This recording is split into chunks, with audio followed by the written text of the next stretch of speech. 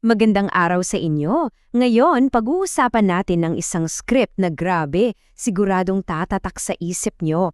Ang title pa lang, The President is an Aswang. Isang political horror story na may isang tanong sa gitna nito na talagang nakakakilabot. So isipin nyo to, dito mismo sa Pilipinas, may isang bagong horror story na umugusbong. At ang tanong na inihahain ito, talagang makakapanindig balahibo. Kasi yung tanong na yun, galing sa pinakamadilim na sulok ng kapangyarihan. Eto na yung tanong. Paano kung yung mismong halimaw na kinatakatakutan mo ay siya rin palang leader na binoto mo? Grabe, 'di ba? Yan mismo ang sentro ng kwentong bubusiin natin ngayon. Okay, unahin natin ang simula. Section 1, isang palasyo ng mga lihim. Dito magsisimula ang katatakutan. Pakinggan nyo tong pambungad na linya mula mismo sa scriptment. Sabi rito, sa bawat anino ng kapangyarihan, may loong lihim. At sa palasyong ito ng Republika, ang dilim ay hindi na natutulog. Wow! Ramdam mo agad yung bigat, yung misteryo sa loob mismo ng palasyo. At dito na magsisimula ang gulo. Ang unang eksena pa lang, sobrang tindi. May mga nadiskubreng patay na presidential guards.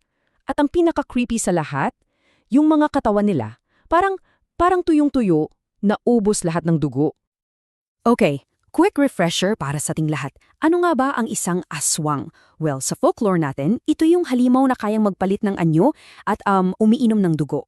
Pero ang importante dito, yung simbolo niya. Madalas, kinakatawan niya ang pinakamatinding klase ng pagtataksil. Tandaan nyo yan ha, kasi crucial yan sa kwento. So, sa gitna ng lahat ng kababalaghang ito, papasok na ang ating bida. Siyempre, kailangan natin ng hero. At siya ay isang journalist na determinadong alamin ang totoo. So, heto yung investigation board ng bida nating sa Jenna Cruz. Tignan nyo yung mga clue na pinagtatagpi-tagpi niya. May mga bigla na lang nawawala gabi-gabi. Tapos may mga bangkay na, yan na nga, walang dugo. At lahat ng sinulid, iisa lang ang tinuturong direksyon. Papasok ng palasyo. At ang prime suspect niya? Grabe, mismong si Presidente Antonio Galveza. At ito yung linyang talagang nagpapakita kung gaano siya katapang. Sabi niya, kapag lahat natatakot magsalita, sino pa ang maglalabas ng katotohanan? Alam mo yun, sa isang sitwasyon na lahat takot, siya, handang itaya ang lahat para lang malaman natin ang totoo. Okay, so dito na tayo papunta sa pinaka-intense na part. Ang paglalantad sa tunay na mukha ng Pangulo. Ito na yung confrontation. Okay, imagine this scene with me. Nasa isang dinner sila sa palasyo. Tense. Tapos biglang bibitaw si Presidente Galveza ng linyang to. Ang kapangyarihan ay humihingi ng sakripisyo. Grabe yung lamig, di ba? Ramdam mo na agad na may something dark na tinatago. So, sakripisyo, pero anong klaseng sakripisyo ba ang tinutukoy niya? Yan yung tanong na magkukonekta sa mga salita niya sa mga karumal-dumal na nangyayari. At yun na nga, sa kasaksagang ng paghaharap nila, nadeskubri ni Jenna ang isang secret chamber sa palasyo. At doon, wala nang paligoy-ligoy.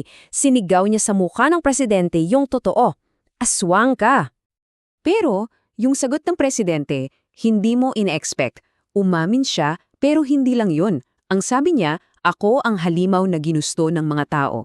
Anong ibig sabihin nun, di ba? Parang isinisisi pa niya sa taong bayan kung ano siya. Okay, so dito na tayo papasok sa mas malalim na layer ng kwento.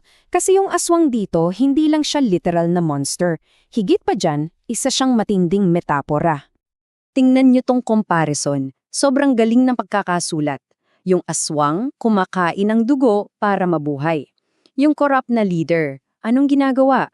Inuubos niya yung kaban ng bayan para manatili sa kapangyarihan. Pareho silang nag-ooperate sa dilim, sa mga lihim, at pareho silang nambibiktima ng mga walang kalaban-laban. Ang tindi ng parallel, di ba? At itong linyang to, mula kay Galveza, dito mo makikita yung toxic na cycle. Sabi niya, tinawag niyo akong halimaw? O sige, naging halimaw na nga ako. Parang sinasabi niya na yung perception ng tao sa kanya, yun ang nag-define sa kanya. Nakakaloka. Pero akala nyo tapos na? Hindi pa.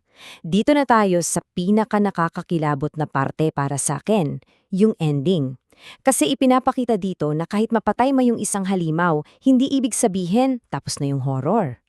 So, anong nangyari? Unang-una, nilabas ni Jenna yung video, nag-broadcast siya. Siyempre, gulo ang buong bansa. Sumugod yung militar sa palasyo. Pero eto yung catch. Walang nakitang bangkay. Nawala na lang bigla si Presidente Galveza. So, sa isip ng lahat, okay na. Natalo na yung halimaw. Pero yung kasamaan mismo, andyan pa rin. At dito na papasok yung final, devastating twist ng buong kwento. Pakinggan nyo to. Ito yung huling linya. Ang halimaw ay hindi pinapatay. Ito ay ipinapasa. Kasi sa huling eksena, may bagong presidente na nanunumpa, tapos pagkita mo sa reflection niya sa salamin, may pangil. Lumipat lang yung kasamaan. Kaya sa huli, ito yung tanong na iniiwan sa ating lahat ng kwentong to. Isang tanong na kailangan nating pag-isipan ng malalim. Paano nga ba pipigilan ng isang bayan ang isang halimaw na siya rin nitong paulit-ulit na iniluluklok sa pwesto? Yun yung tanong na hindi lang para sa isang horror story, kundi para sa ating lahat.